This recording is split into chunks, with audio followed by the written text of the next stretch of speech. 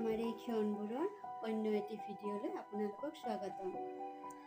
চাই থাককচোন, আজি আমি ক'লৈ গৈ আছোঁ। মই আৰু আমাৰ প্ৰাপ্তি এটি বিশেষ কামলৈ গৈ আছোঁ।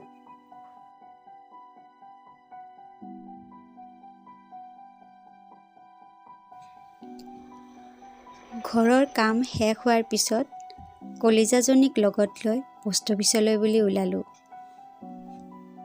দেউতাকেতো কৰিব লগাখিনি কৰিবই, কিন্তু মই ভাবিলোঁ মোৰ ফালৰ পৰাও ছোৱালীজনীৰ বাবে কিবা এটা কৰোঁ। সেয়েহে আমৰাংগাৰ পৰা বৰিহাটলৈ বুলি ওলালোঁ। গৈ থাকোঁতে ৰাস্তাত এখনো ই ৰিক্সাও নাপালোঁ, সেয়েহে আমি খোজকাঢ়িয়ে গ'লোঁ।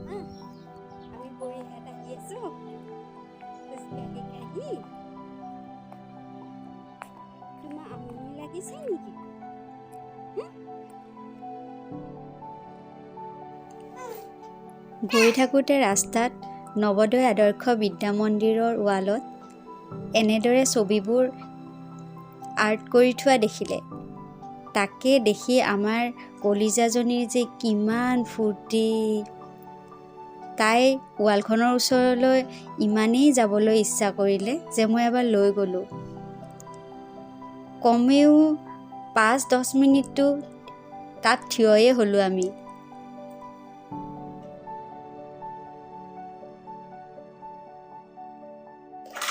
পেপাৰবোৰ জেৰক্স কৰিবৰ বাবে মই বিপুলৰ দোকানলৈ গ'লোঁ।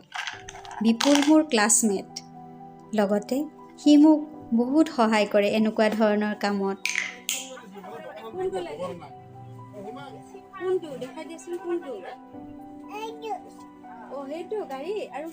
যদিও একাউণ্ট খুলিবলৈ গ'লোঁ, কিন্তু কামটো নহ'ল, কাৰণ আমাৰ প্ৰাপ্তিৰ আধাৰ কাৰ্ড নাছিলে।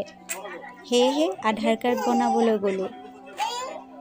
তাত দোকানত বস্তুবোৰ দেখি আয়ো ছোৱালীজনী, এইটো সেইটো কিমান যে কি।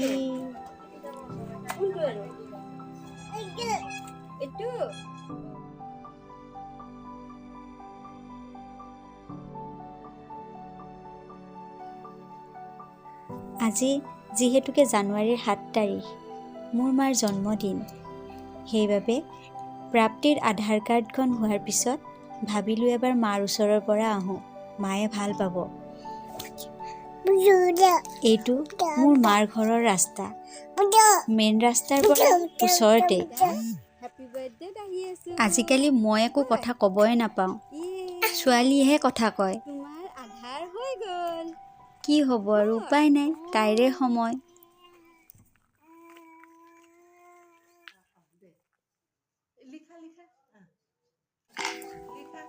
এয়া মই মোৰ ঘৰ আহি পালোঁ।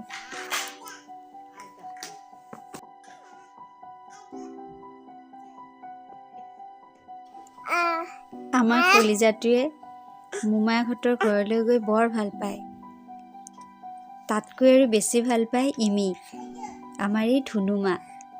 গৈয়ে তাইৰ বৰ্ডখনত লিখিবলৈ লৈছে। একো লিখিব নাজানে, কিন্তু এনেই তাই লিখি আছিলে যে, সেইকাৰণে।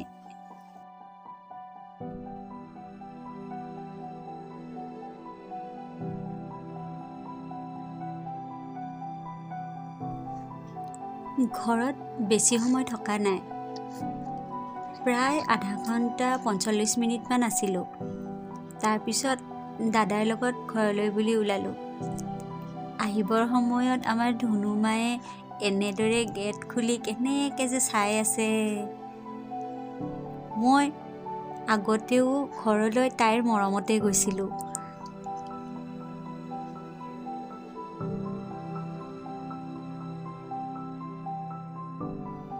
ঘৰৰ পৰা আহিয়েই প্ৰাপ্তিক টোপনি খেদাই মই এই ফুল দুজোপা পুতিলোঁ।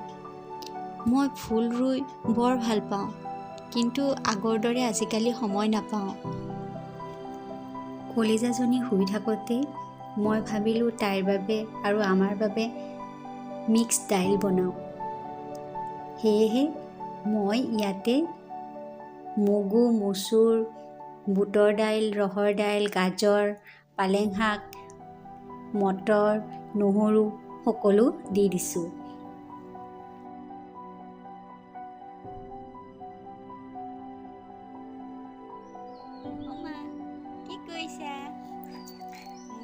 চকীখনত এনেদৰে বহাই বান্ধি থৈ মই কাম কৰিব ভয়ো লাগে। তথাপি মনত সাহস গোটাই লৈ মই এনেদৰে কৰোঁ। উপায় নাই, যিহেতুকে তাইৰ টোপনিও খুব কম। দিনত খুব কম টোপনি মাৰে, যাৰ বাবে কামবোৰ ৰৈ থাকে। সেয়েহে মই এনেদৰেই কামবিলাক কৰিব লগা হয়।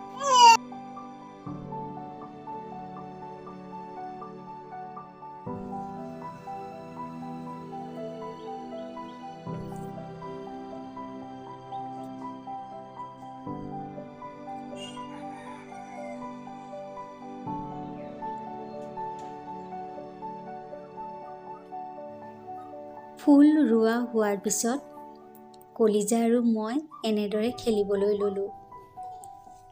আমি সদায় দিনটো প্ৰায় এনেদৰেই খেলি কটাওঁ।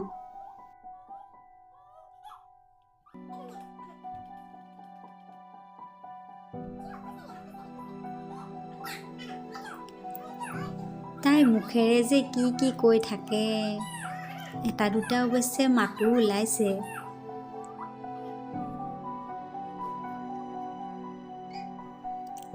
যিহেতুকে কলিজাই ভাত, দাইল, আলু এইবোৰ খাই বেয়া পায়, সেইবাবে মই কণীডোখৰ এনেদৰে ভাগি তাৰে মাজত আলু দি দালি দি এনেকৈ খোৱালোঁ।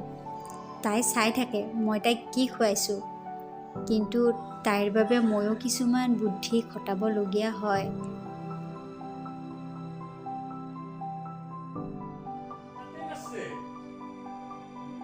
আৰু ক'ত মাৰিছোঁ মই?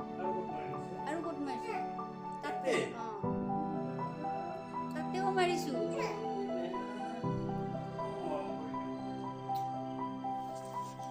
আপোনালোকৰ বহুমূলীয়া সময় দি আমাৰ ভিডিঅ'সমূহ চোৱাৰ বাবে আপোনালোকক অশেষ ধন্যবাদ।